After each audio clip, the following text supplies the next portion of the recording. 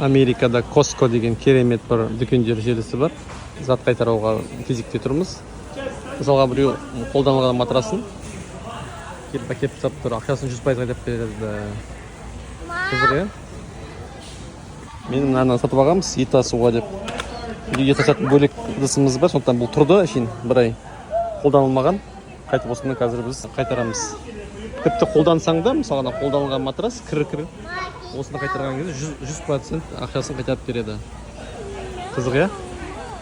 Costco деген. Жылына осының мүшесі болу үшін $20 бір жылға сатып алу керек мүшелігін.